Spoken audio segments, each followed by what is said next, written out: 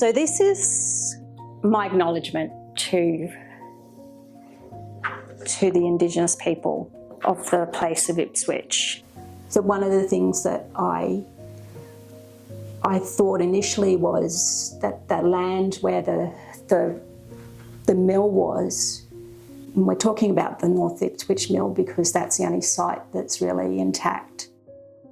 And I wondered how the Indigenous people would have used that land. So that was kind of a starting point for me. I really wanted to explore that. So I've got 3 panels, and the first one I started with, I found a number of images where people were unidentified, but this was from the library images. I was just so taken with particularly this central image of this woman in her little camp, and her name's Nellie. And this would have been around the time the mills had just opened, but they really don't know where these photos were taken. They were just taken in Ipswich. Then there was this other beautiful image.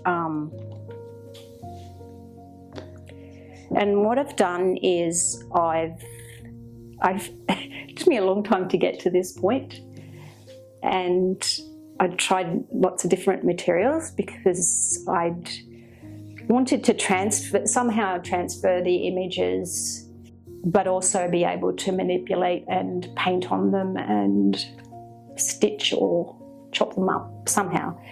And I finally got to this through lots of different iterations and trials, and making the people part of the main focus of the work. Yeah, this beautiful image of children with fish. There's all the fish down here. So the panels can be viewed from both sides. They'll all be stitched together. So they'll form a big panel. And so some of the images are covered up. And I've ripped the images because I felt like that was a metaphor for their lives in Ipswich, that they were ripped from their land, and trying to stitch back their culture.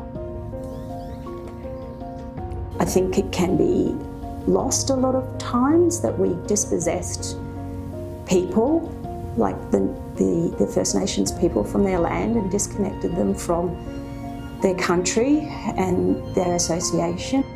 How would it be for a nation of people that have been on the land for 60,000 years, and that we couldn't have made this city without their assistance. It couldn't have, the people who came here, the first settlers and, convicts, they couldn't have done anything. They wouldn't have known what the animals were, how to catch them, where to fish, what to eat, and would have only been relying on knowledge that they had from their English heritage.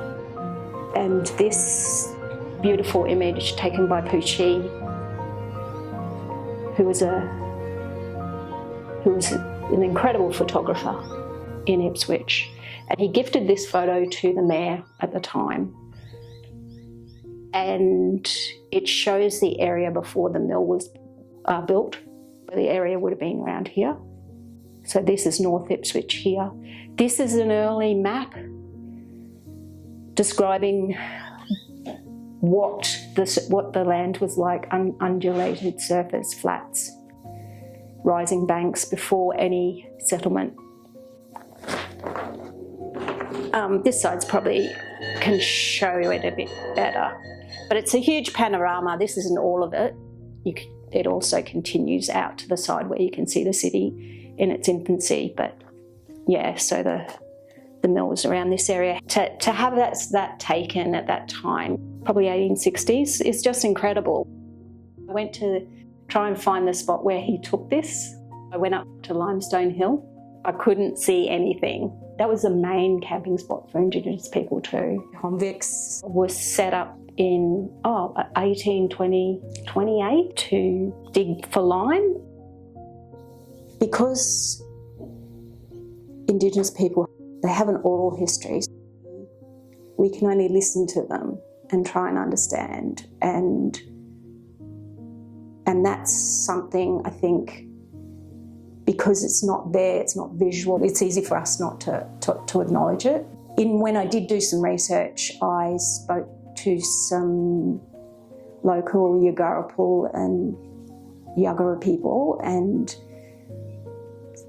they're just so open and welcoming and amazing. I think working with the images and just because, you know, I'm doing something that it's slow, you know, I don't work fast. And that's what I love about doing this, is you're working with images, or you're researching, or you're taking your time to go through things. And so we do so little of that now. Everything's so fast. And, you know, to think about the process of that mill being built on that land, and how generations of people would have, you know, women worked there mostly, and their families. And I think about all those things as I'm working on it. And that's kind of, I suppose, the thing that I take away from it. You're trying to connect, and you're trying to establish connections, and it's like a jigsaw puzzle. You know, we should remember and take our time a little bit more in looking at these, you know, and looking at the past. I think it's easy to forget or not take lessons from the past, and I do feel like there's a lot in Australia in particular that we haven't come to terms with. Truth-telling in terms of our past, especially with our First Nations people. You know, it's so easy just to have a token kind of response to that. It's really just easy to make a connection, and I think we are so disassociated from it.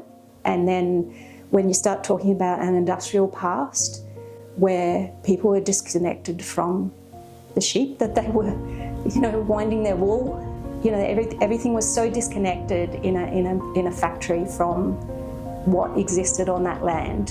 And then it gets further and further away, and the conditions get worse and worse for people. And it's just getting back to that, to feeling like this is actually land that we're borrowing. No, we don't own it. And it was looked after for tens of thousands of years, and then we just had this little bit where we ruined it for, you know, 100 years. And what happens going forward?